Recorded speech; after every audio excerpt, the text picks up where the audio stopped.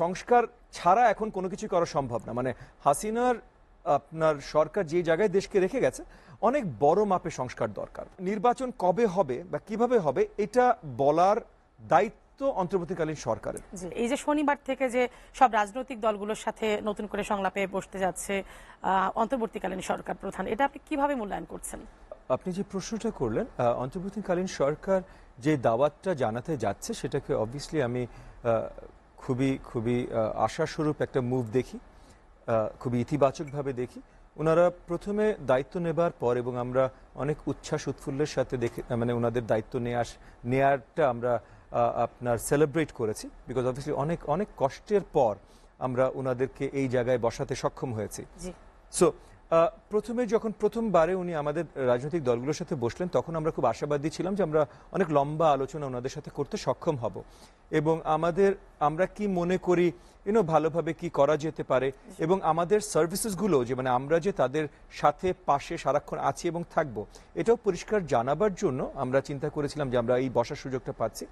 তবে প্রথমবার অবভিয়াসলি ওনারা তখন নতুন দায়িত্ব নিয়েছিলেন, ওনাদের উপরে দায়িত্বের চাপ অনেক ছিল। সো আমরা লম্বা আলোচনা করতে পারিনি, যতটুকুই আলোচনা করেছি রাজনৈতিক দলগুলো, কিন্তু লম্বা আলোচনা হয়নি। কিন্তু এরপর সুদূর 2 মাস চলে গেল, আমরা একটু আশাহত হচ্ছিলাম যে আমরা কথা বলার জায়গাটা মানে আমরা দেখছিলাম যে চারিদিকে অনেক কিছু এগেন ওনাদের উপরে অনেক চাপ। তো এই চাপগুলো যে কোনো নর্মাল মানুষের দ্বারা সহজে পেরিয়ে ওঠাটা এত সহজ মানে অলমোস্ট ইম্পসিবল। মানে তাদেরকে যে টাস্কটা আমরা দিয়েছি, দায়িত্বটা আমরা দিয়েছি, এটা আসলে সঠিকভাবে পরিপূর্ণ করা অলমোস্ট ইম্পসিবল। সো তাদের সবার সহযোগিতা লাগবে। তো এই জায়গা থেকে আমরা আশাবাদী ছিলাম যে ওনারা আমাদের আরো আগে ডাকবেন, এটা হয়নি, কোনো অসুবিধা নেই, এখন ডাকছেন। সো এখন আমরা আশাবাদী যে এখন আমরা আরো পরিপূর্ণ আলোচনা তাদের সাথে করতে পারবো, আমাদের তরফ থেকে আমরা কি কি ভালো হতে পারে সেগুলো জানাতে পারবো এবং তারাও হয়তো আমাদেরকে একটা সুযোগ দেবেন তাদেরকে সহযোগিতা করবার।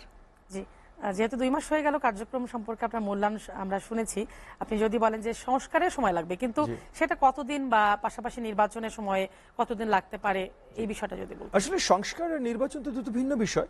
কারণ এক নম্বর যদি আমি বড় দাগে বলি যে জাতীয় পর্যায়ে সবকিছু সংস্কার, তাহলে এটা এক হলো নেভার এন্ডিং প্রসেস, আর 2 হলো বড় দাগে সংস্কারগুলো হয়তো জনগণের নির্বাচিত সরকারের উপরে দায়িত্বটা পড়াটা আরো শ্রেয়। তাই বলে সংস্কার ছাড়া এখন কোনো কিছু করা সম্ভব না। মানে হাসিনার আপনার সরকার যে জায়গায় দেশকে রেখে গেছে, অনেক বড় মাপে সংস্কার দরকার এবং এই বড় মাপে সংস্কারগুলো আমার মনে হয় সময়ও বেশ লাগবে।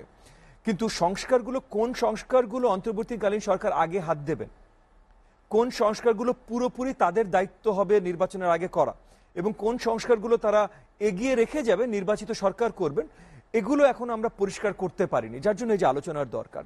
তো সংস্কার কিসে করব, কোথায় কতখানি করব এবং কোথায় কিভাবে করতে চাই, এগুলো একবার পরিষ্কার না হওয়া পর্যন্ত সংস্কারের সময় বা এই যে আমরা অনেকে যে আলোচনা করি যৌক্তিক সময়, এই যৌক্তিক সময় বা সময়টা কি হতে পারে এটা খুব মুশকিল হয়ে যায়। যেমন মনে করেন এখন যদি অন্তর্বর্তীকালীন সরকার বলে যে না আমরা কোনো মতে মানে এর আগে কেয়ারটেকার গভর্নমেন্ট যেমন ছিল, এসছে একটা নির্বাচন দিয়েছে চলে গেছে, আমরা কোনো মতে একটা নির্বাচন দিয়ে যাব, তাহলেও আমি মনে করি যে 12 থেকে 15 মাসের কমে সম্ভব না।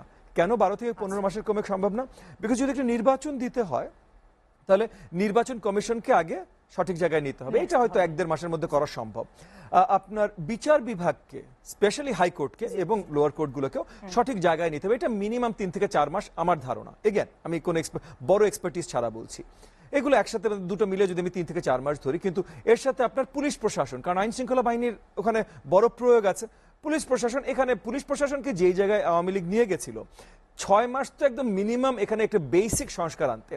এরপর আসেন আসলে একটা নির্বাচনে কত কিছু করা লাগে। একটা নির্বাচনে 40,000-এর উপরে পোলিং সেন্টার থাকে, প্রত্যেকটা পোলিং সেন্টারে অনেকগুলো করে বুথ থাকে, এখানে মানে 10, 15, 20 লক্ষ আসলে নিয়োজিত কর্মকর্তা লাগবে। তো 20 লক্ষ নিয়োজিত কর্মকর্তা দেয়া, 40,000 পোলিং সেন্টার কার্যকরী করা, এই যতগুলো কাজ এটার সাথে সংযুক্ত, এটা 12 থেকে 15 মাসের নিচে করা বলে মানে করা সুন্দরভাবে করা সম্ভব বলে আমি মনে করি। এখানে আবার ভোটার লিস্টের একটা ব্যাপার আছে, কারণ প্রশ্ন উঠেছিল যে গত আওয়ামী লীগ ভোটার লিস্ট নিয়েও কিছু কারচুপি করেছিল।